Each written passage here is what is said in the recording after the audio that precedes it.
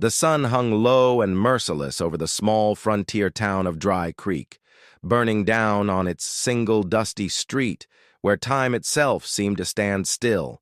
The townsfolk gathered in uneasy silence before the wooden post in the square, the place where law met spectacle. Children clung to their mothers' skirts, wide-eyed, while the men leaned against storefront rails, chewing tobacco and pretending they weren't there for the show. At the center of it all stood a girl. She couldn't have been more than 17, maybe 18 if the world had been kind. But the world hadn't been kind to Lila Mae Turner. Her dress was torn and filthy, her face streaked with dirt and tears, her wrists bound tight with coarse rope that bit into raw skin. Her bare feet trembled in the dust. The sheriff, a red-faced man with a belly to match his badge, unrolled a slip of paper and read in a booming voice, "Caught stealing from the general store, 1 loaf of bread and a tin of beans, the property of Mr. Halper." The crowd murmured, some tutting, some whispering cruel names: thief, vagrant, troublemaker. From the back of the crowd, a shadow shifted. A tall man stood apart, hat brim low, arms folded across a worn leather duster. He didn't join in the talk or the laughter. He just watched.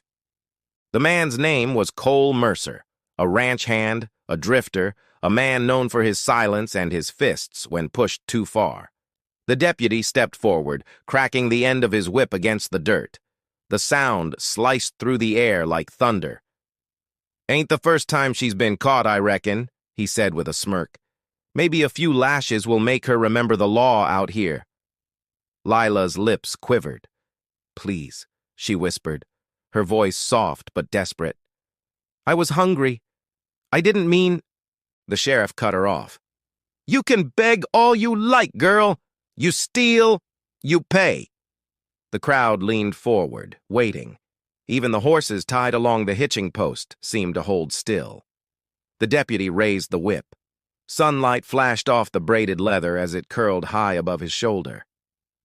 Lila shut her eyes tight, bracing for the pain she knew too well. And then, "Stop." The word was quiet, but it carried. Heads turned. The deputy froze mid-swing. The sheriff's face twisted in irritation as Cole Mercer stepped forward, slow and deliberate, the spurs on his boots clicking in the dust. His eyes were cold and gray, the kind of eyes that saw more than they ever said. "What's this, Mercer?" the sheriff barked. Cole didn't answer.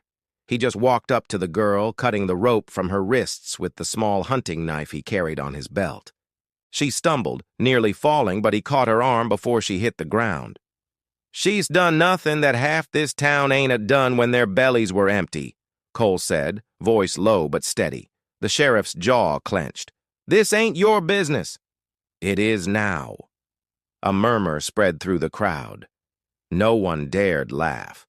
There was something in Cole's stance, something that promised trouble if pushed. He turned slightly, putting himself between Lila and the deputy. "You want to make a lesson out of someone," he said. "Try me." The air went still. For a long moment, no one moved.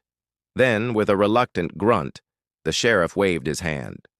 "Fine, take her then, but don't come crying to me when she robs you blind." Cole said nothing. He lifted the girl gently, her body light as a rag doll, and carried her through the crowd. People parted for him without a word. The sound of his boots faded down the street until all that was left was dust and silence. The deputy spat into the dirt. "Damn fool cowboy," he muttered. Maybe he was. But that day in a town that turned its back on mercy, the silent cowboy did the one thing no one else dared. He stepped forward. The town of Dry Creek had gone quiet long before the dust settled behind Cole Mercer's boots.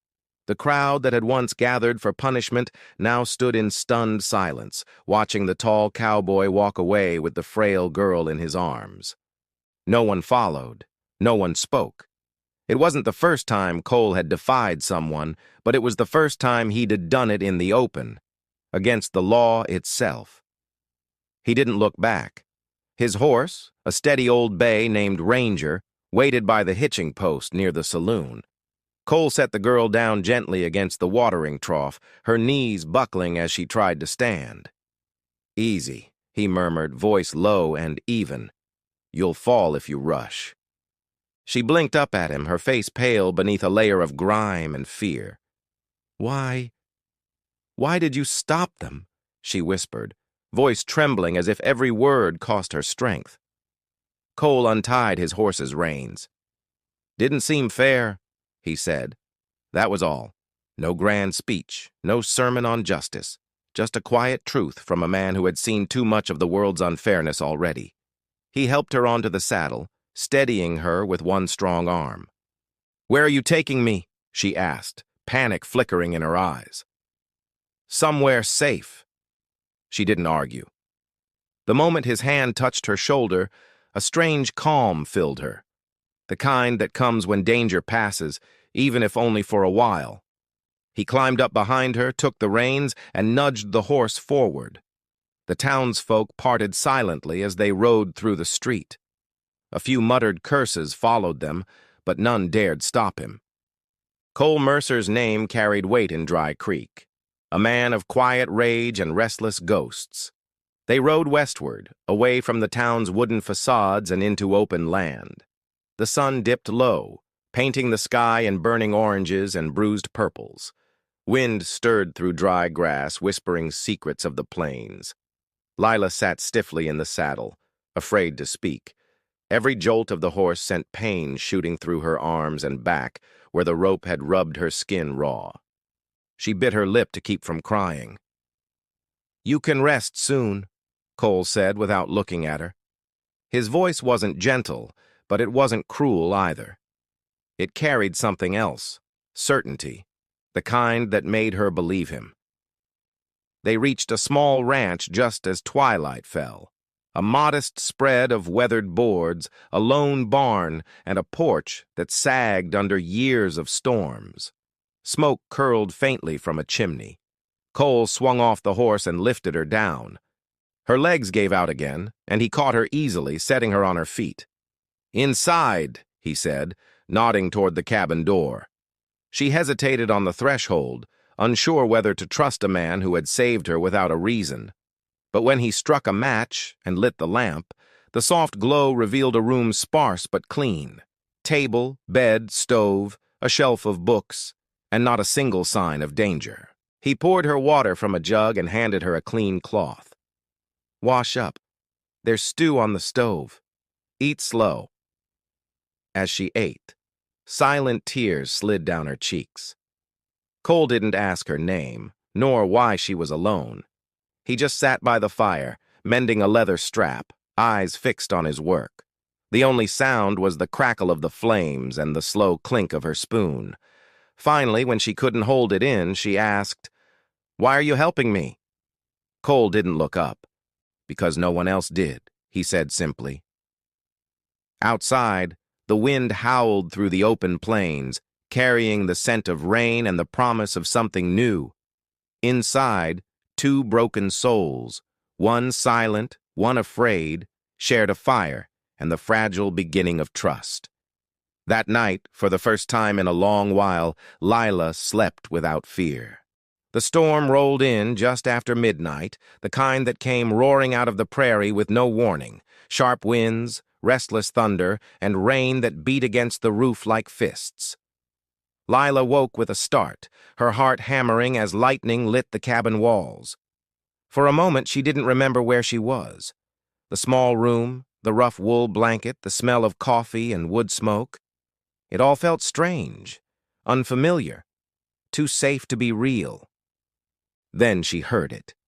The steady scrape of a chair in the next room, the soft thud of boots against floorboards. Cole Mercer was awake too. He sat by the dying fire, hat tipped low, mending a torn saddle strap by lantern light. The glow painted the hard lines of his face, quiet, rugged, scarred by years of wind and loss. He looked up as Lila stepped hesitantly from the bedroom doorway, her hair loose around her shoulders. "Can't sleep?" he asked quietly. She shook her head. eyes wide at the lightning flash that followed. "Storms make me nervous," she whispered. Cole nodded, not unkindly. "They'll pass. They always do." It was strange the way he spoke, like every word had been weighed before leaving his mouth. Lila wrapped the blanket tighter around herself and sank into the chair opposite him. The fire cracked and hissed, filling the silence between them. For the first time, she saw the inside of his cabin properly. Everything had its place, neat, worn, but cared for. A few books on a shelf, a rifle above the door, a pair of spurs hung neatly on a nail, and by the window, a small wooden carving, a horse, half-finished, its shape delicate and precise. "You carve?" she asked softly. Cole shrugged. "Helps keep my hands busy." He set the strap aside and picked up the carving knife again. "You should eat something," he added. "There's bread and stew left from supper." She hesitated. "I don't want to take more than I should." "Then don't," he said, his tone calm. "Take what you need." The words struck her harder than she expected. No one had ever said that to her before, not without expecting something in return. For a long moment, she just watched him work, the rhythmic motion of his knife cutting clean lines into the soft pine. When the thunder cracked again, she flinched hard enough to spill her cup. The clatter made her breath catch, eyes wide with panic. Cole froze, then set the knife aside and spoke gently. "Ain't nothing here gonna hurt you, Lila." She hadn't told him her name, yet he spoke it as if he'd known it forever. He stood, poured her another cup of water and set it in front of her. His hand was rough, scarred but steady. "You been hurt enough," he said softly. "No one's raising a hand against you here." Something broke inside her then, the wall she'd been holding since the square, since long before. Tears welled up, silent but unstoppable. Cole didn't move to comfort her. He just turned back to the fire, letting her cry without shame. That, somehow, was kinder than any embrace could have been. When the rain eased, she looked up and saw him place an extra blanket by her chair. "You can use the bed," he said quietly. "I'll take the cot." "You don't have to—" "Not a favor," he interrupted. "Just how it's gonna be." She nodded, too tired to argue. As she lay down later, listening to the fading rumble of thunder, she realized something she hadn't felt in years. Safety. Not the kind built on promises or fear, but the quiet, solid safety that comes from being seen and left unbroken. Outside, the storm passed. Inside, another began to settle, not of fear, but of healing. And though neither said it aloud, both knew that this night, this silence, had changed something between them. The days after the storm settled into a quiet rhythm. Morning sun spilled over the plains, washing the Mercer ranch in gold and dust. The land stretched wide and endless, a place that could swallow a man whole if he wasn't careful. But to Lila, it felt like freedom. Each dawn began the same. The smell of fresh coffee, the scrape of boots on the porch, the slow, patient rhythm of a man who lived by habit. Cole Mercer didn't talk much, but his silence wasn't cold anymore. It was steady, grounding, like the weight of the earth beneath her bare feet. Lila tried to repay him in small ways, washing dishes, sweeping the floors, mending an old shirt she found draped over a chair. Every task felt like stitching a torn part of herself back together. But sometimes, when she caught sight of her reflection in the tin wash basin, the faint bruises on her wrists, the hollow under her eyes, the shame returned. The world had marked her as worthless long before Cole had found her, and that kind of hurt didn't fade with a few kind gestures. That afternoon, as Cole worked in the corral, she carried a bucket of water to the fence line. "You don't have to fix things for me," she said suddenly. Her voice trembled more than she wanted it to. Cole paused mid-step, wiping sweat from his brow. "Ain't fixin'," he replied. "Just doing what's right." She shook her head. You don't even know me. You don't know what I did. His gaze was calm, unreadable beneath the brim of his hat. Don't need to. Something in his tone, not pity, but quiet conviction, made her chest tighten. She set the bucket down, staring at her hands. I stole that bread, Cole. The sheriff wasn't lying. I was hungry, but I still did it. He leaned against the fence, arms folded. You take what you need to survive. That ain't stealing. That's living. Her eyes stung. They called me a liar, said I'd done it before. Maybe they're right. Maybe I ain't worth saving. Cole's jaw tensed. Don't let them tell you what you are, he said quietly. People all brand a soul faster than cattle, and half the time they don't even know the truth. Lila looked up at him then, and for a moment, she saw something flicker in his eyes. Pain. The kind that didn't come from loss alone, but from guilt. The kind of guilt that never left. You talk like you've been branded too, she whispered. He didn't answer, just turned back to his work. But later, when the sun dipped low and the sky turned to fire, he sat beside her on the porch, carving again. She watched the knife move, steady and deliberate, shaving curls of wood that fell like pale ribbons at his boots. After a long silence, he said, I've done things I ain't proud of, things that make a loaf of bread look like a prayer. His voice was low, roughened by memory. But you can't spend your life staring backward. The trail behind you don't change, only the one ahead. Lila listened, heart pounding, unsure whether to speak. The wind brushed her hair across her face, and she tucked it behind her ear. Is that why you live out here?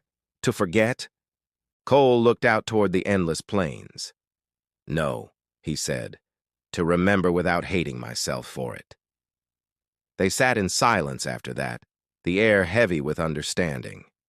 No apologies, no promises, just two broken people finding a strange kind of peace in each other's company.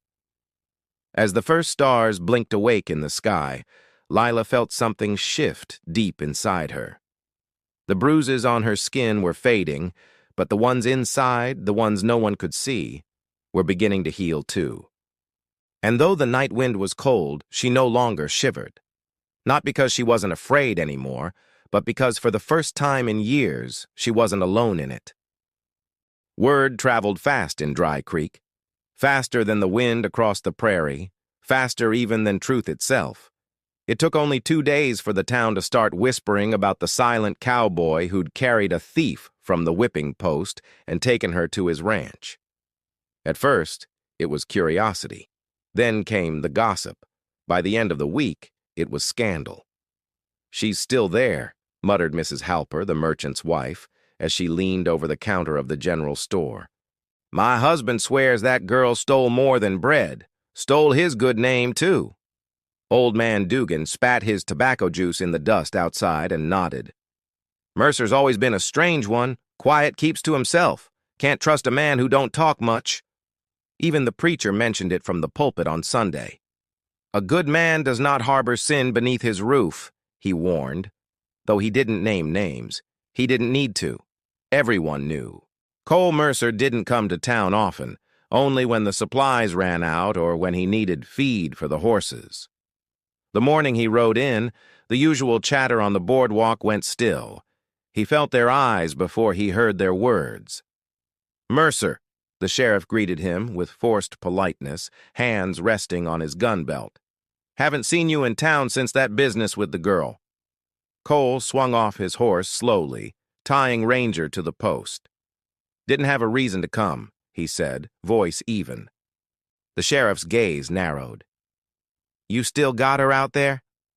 She's helping around the place. That ain't what folks are saying, the sheriff replied, lowering his tone. They think maybe you've lost your sense, taking in strays, keeping trouble under your roof.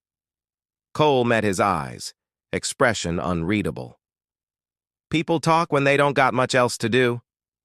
The sheriff shifted, uneasy. Just be careful. Halper's angry. He is saying that girl owes him more than a loaf of bread. And he is talking about getting the law involved again. Cole's jaw tightened, but his voice stayed calm. Law had its chance. He turned to go, but the sheriff stepped in his way. "You can't protect her forever, Mercer," he said. Cole's gaze hardened, a slow storm building behind gray eyes. "I can try." He brushed past the sheriff, bought his supplies in silence, and rode out of town before noon. Behind him, gossip thickened like smoke. Some called him a fool, others called him dangerous, but no one dared say it to his face.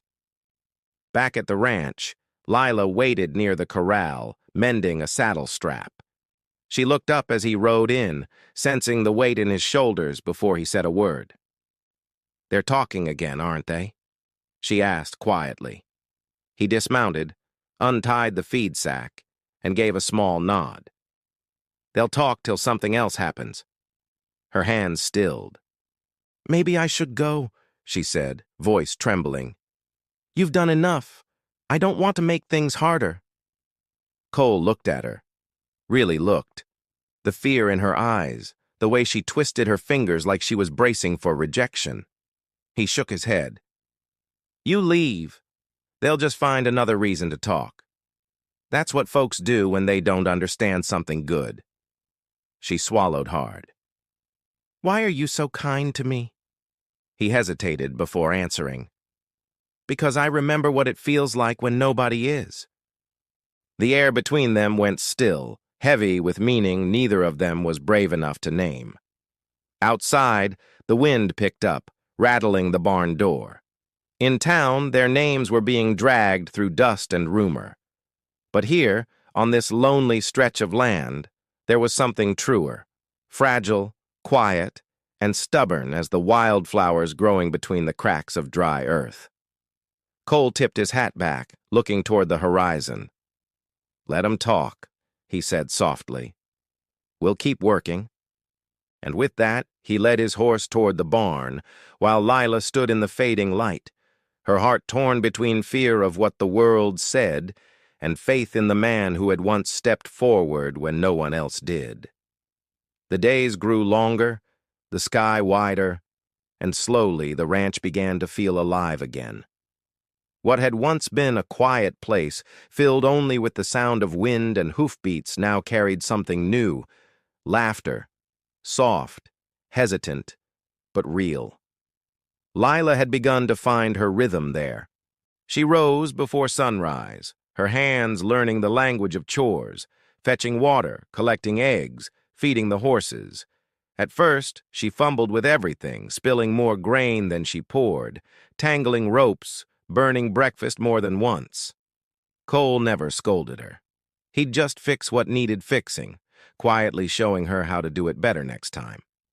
Each evening, when the work was done, they'd sit on the porch together. Cole would whittle a piece of wood while she mended clothes or brushed her hair smooth beneath the glow of the setting sun. They didn't talk much, but in that silence there was peace, the kind both of them had been missing for too long.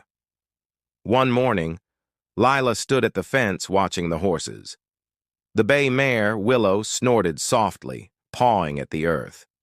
Cole came up beside her, wiping his hands on a rag.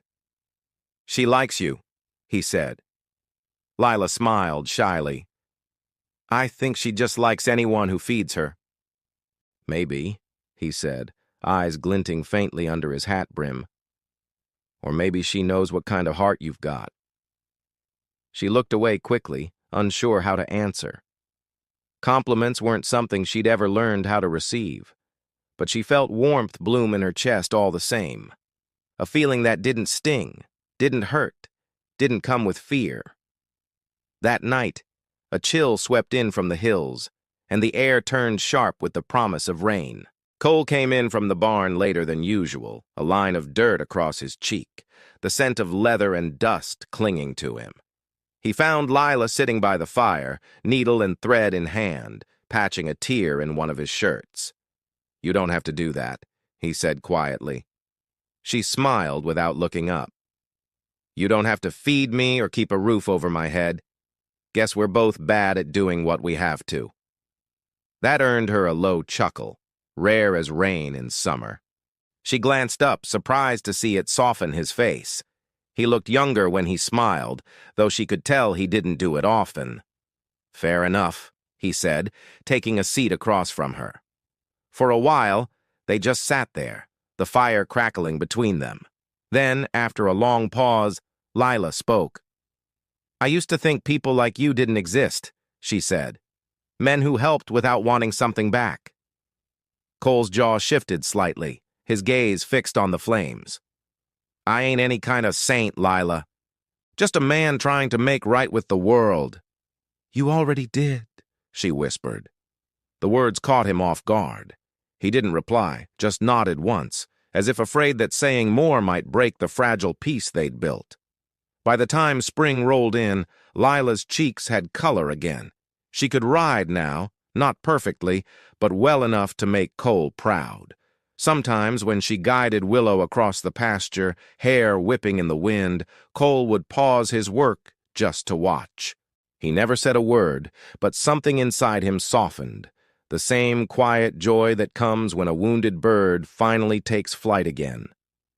And though neither of them dared to speak it aloud, they both knew something was changing. The pain that once ruled their lives was loosening its grip, replaced by something gentler, something steady and slow, like the beat of a horse's heart beneath an open sky. Healing, they learned, didn't come with miracles or music. It came with small things: warm bread, mended shirts, shared silences. And in those small things, Cole Mercer and Lila Turner found what they hadn't thought possible: a reason to keep living. The spring rains had passed, leaving the earth soft and green around the Mercer ranch. For the first time in years, Cole felt something close to peace. He stopped counting the days since Lila came, stopped waiting for silence to swallow him whole again. But peace, he knew, was a visitor that never stayed long in his life. It started with a sound, distant hoofbeats echoing through the canyon. Lila looked up from the garden where she was kneeling. "You expecting anyone?" she asked. Cole's eyes narrowed toward the horizon. "No," he said simply. The rider came fast, dust rising behind him. When the figure finally pulled up near the barn, Cole's shoulders stiffened. He knew that horse. He knew that scar on the rider's chin. "Hello, Mercer," the man said, swinging down with the easy swagger of someone who'd been trouble all his life. "Ain't you gonna say hello to your old partner?" Lila wiped her hands and stepped back, uncertain. Cole didn't move. His voice was quiet, but edged. "Didn't expect to see you again, Briggs." Briggs grinned, though his eyes were cold. "You didn't expect me to get out alive, more like. You left me there, remember?" Lila's brow furrowed. "Left you where?" Cole didn't answer. The silence said enough. Briggs laughed harshly. "Oh, he didn't tell you? Your cowboy here used to run with me. Cattle jobs, sometimes legal, sometimes not. Until one went wrong. I got caught. He didn't." Lila's breath caught. She turned to Cole, her face pale. "Is that true?" Cole's gaze was steady. It was a long time ago. Briggs stepped closer, boots crunching on dry earth. "You found yourself a sweet setup out here. A house, a woman, maybe even a conscience." His smirk twisted. "But see, I didn't ride all this way to reminisce. You owe me, Mercer. I want my share." Cole folded his arms, unmoved. "That money's gone. Years ago." Briggs's smile faded. "Then you'll find me something else worth my trouble." His eyes slid toward Lila.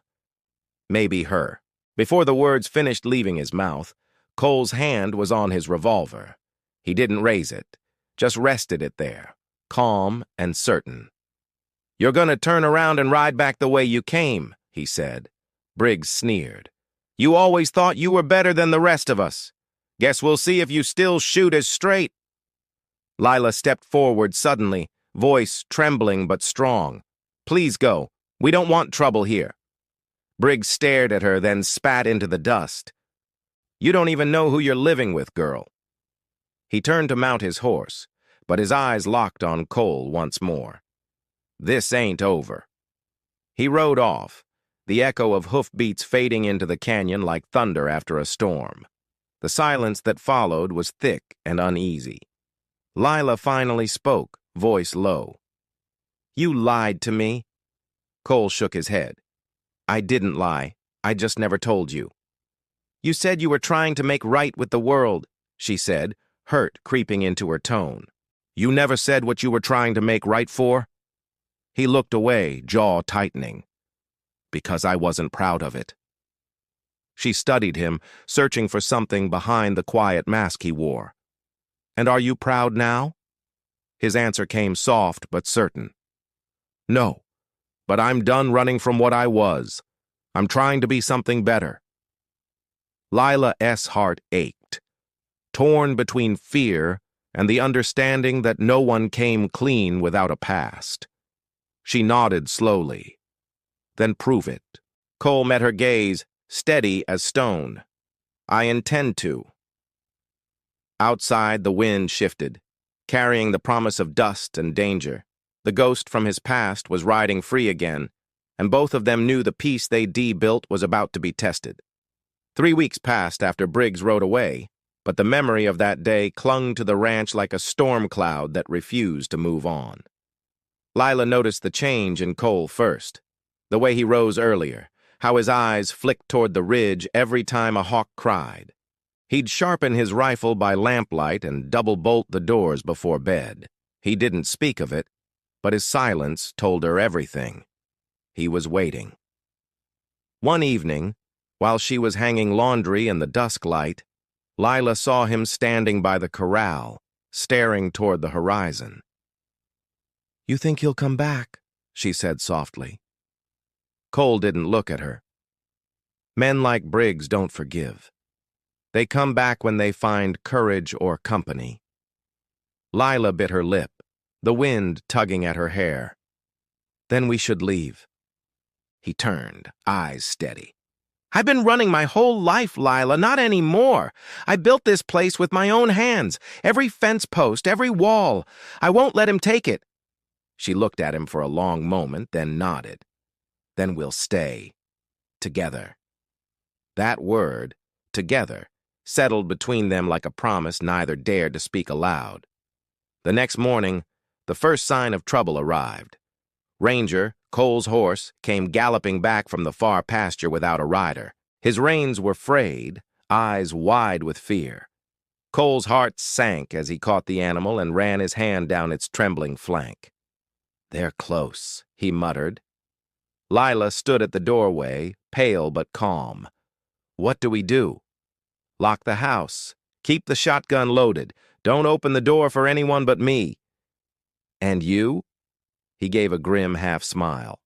"I'll go meet our guests." By midday, dust rose on the trail. 3 riders this time. Briggs was in front, his smirk visible even from a distance. The 2 men flanking him wore pistols low and mean looks in their eyes. Cole stepped out to meet them, unarmed but steady. "Well, look who's still breathing," Briggs called, swinging down from his horse. "Told you I'd be back." Cole's voice was calm, almost too calm. "I gave you your chance, Briggs. You should have taken it." Briggs laughed. "You always did think you were the righteous one, but this ain't about chances. It's about what's owed." "I don't owe you a thing." Briggs's grin vanished. "That's where you're wrong." He lifted his hand, and one of his men fired a warning shot that tore through the dirt near Cole's boots. From inside the house, Lila flinched at the sound. Her breath came fast, hands trembling on the shotgun. Through the small window, she could see Cole standing tall, unshaken. Briggs stepped closer. "You can make this easy. Give me what you got. Horses, supplies, maybe that pretty girl hiding inside. And I'll let you keep breathing." Cole's eyes turned hard. "You shouldn't have said that." Briggs blinked. "Said what?" Cole moved fast, a blur of motion. He drew, fired once, and Briggs's hat flew off, as the bullet whistled past his ear. The warning was clear. "You ride out now," Cole said coldly, "and that'll be the only shot I fire." For a moment, no one moved. The air trembled with tension. Then, slowly, Briggs's smirk faltered. He saw something in Cole's eyes, not fear, not anger, but resolve. The kind of resolve that came from a man with nothing left to lose, but peace. Briggs spat, glared, then mounted his horse. "You're making a mistake, Mercer. This ain't over." "I reckon it is," Cole said quietly. They rode off, dust trailing behind like ghosts fading into the canyon. When Cole returned to the house, Lila rushed to him, tears she hadn't realized she'd been holding spilling free. "You could have been killed." He brushed a thumb across her cheek. "Not today." She stared up at him, and for the first time, didn't see just the silent cowboy who'd saved her. She saw the man who'd finally chosen to stand his ground, for her, for them, for the life they'd built out of broken pieces. Outside, thunder rolled far off across the plains. The storm wasn't over, but for now, they'd survived its first strike. The storm rolled in just after sundown. Thunder cracked across the open plains, and the sky burned with flashes of white and violet. The wind screamed through the canyons like some wounded spirit, rattling shutters and shaking the old barn doors. Cole Mercer stood by the window, watching lightning split the horizon. He had that feeling again, the one a man gets when he knows trouble is coming and there is no talking it away. Behind him, Lila was setting a lamp on the table, her hands trembling though she tried to hide it. "You think he'll come back tonight?" she asked. Cole didn't answer right away. His eyes were fixed on the ridgeline beyond the fields. Finally, he said, "If I were him, I'd wait for a storm like this." Lila swallowed hard. "Then we should be ready." He nodded, moving with calm precision. He checked the rifle, laid extra rounds on the table, and pushed the heavy dresser against the front door. His silence filled the room more than thunder ever could. Outside, the rain came down hard, pounding the roof like a drum beat. Then, between the crashes of thunder, came another sound. Hooves. Cole's body went still. "Get down," he said sharply. Lila ducked behind the table, clutching the shotgun. Through the window, Cole saw them. 3 figures on horseback, barely visible through sheets of rain. Briggs was at the front, soaked and furious, his hat pulled low. "Mercer!" he shouted over the storm. "Come out, you coward!" Cole didn't move. He knew the sound of a man desperate enough to kill. He turned to Lila. "Stay inside, no matter what you hear." "Cole, please." He touched her face, eyes steady. "You trusted me once. Trust me again." Then he stepped out into the storm. Lightning flashed, painting the yard in ghostly silver. Cole walked through the rain, rifle in hand, boots sinking into the mud.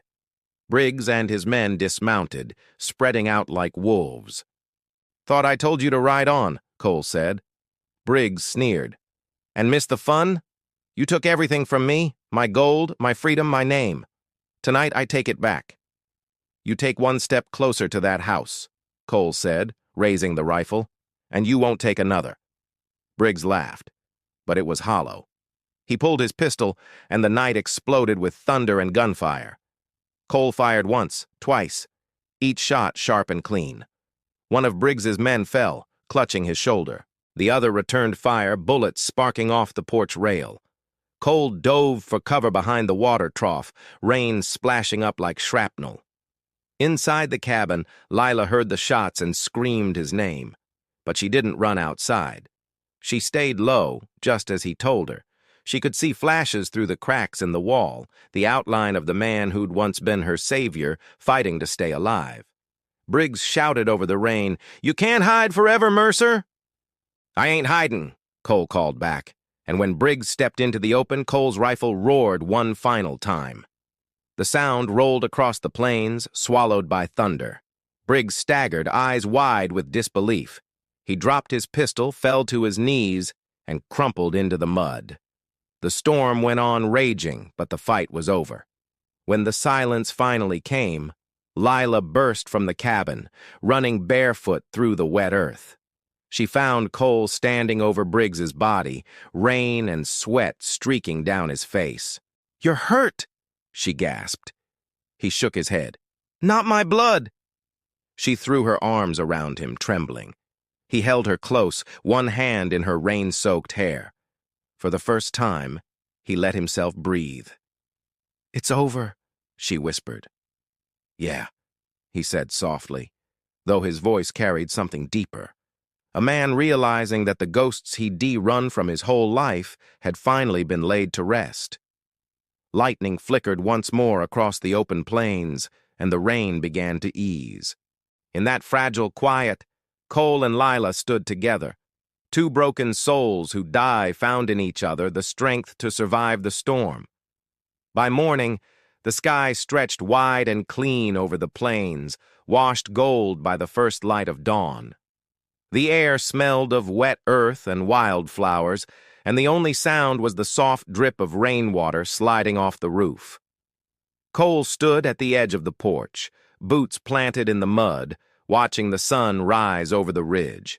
His hat hung in his hand, his hair damp and messy. The land around him was quiet again. Too quiet, almost unreal after the night of thunder and gunfire. Behind him, the cabin door creaked open. Lila stepped out, wrapped in one of his old flannel shirts. Her face was pale, but her eyes were steady. She'd barely slept. Neither of them had. "You should rest," Cole said, not turning around.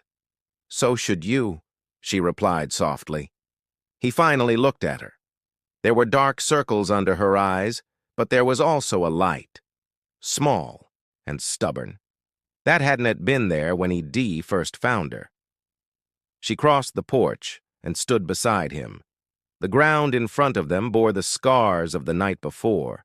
Churned mud, trampled grass, a few dark patches where the rain hadn't washed the blood away. Briggs and his men were gone, buried out by the ridge. Cole had done it himself, in silence before dawn. "You think they'll come looking?" Lila asked quietly. He shook his head. No. Briggs didn't have friends. Just men who followed him for coin. "They'll scatter now." She nodded, then hesitated. "You could have killed him the first time he came, but you didn't." Cole's gaze drifted toward the sunrise. "Killing a man ain't hard. Living with it is." She studied his profile, the quiet strength in his jaw, the weariness in his eyes. And for a long time, neither of them spoke. The wind moved softly through the grass, carrying the scent of sage and morning dew.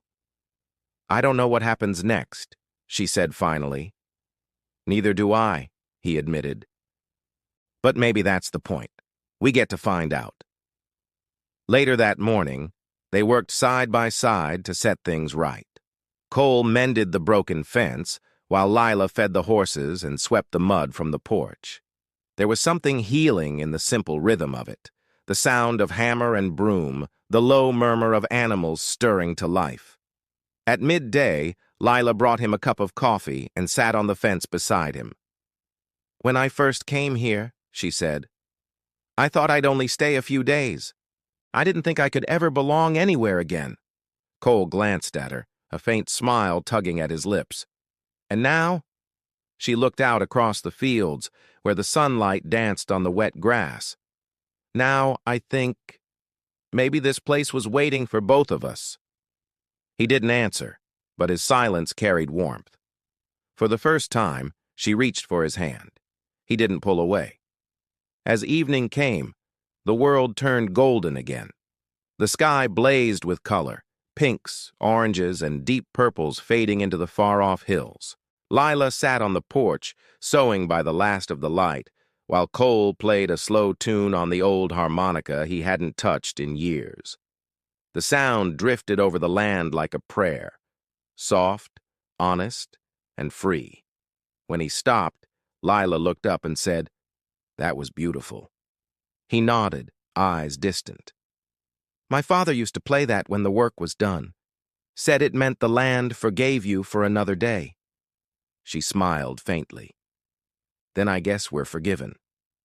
Cole turned toward her, his face lit by the dying light. Maybe we both are. The wind quieted. The sun sank. And for the first time in a long time, peace didn't feel like something waiting just out of reach. It was here, in the warmth of shared silence, in the steady rhythm of the land, in the hearts of two people who'd found home in each other's brokenness. The cowboy tipped his hat low, the girl leaned her head on his shoulder, and together they watched the last light fade across the wild horizon, their new dawn just beginning.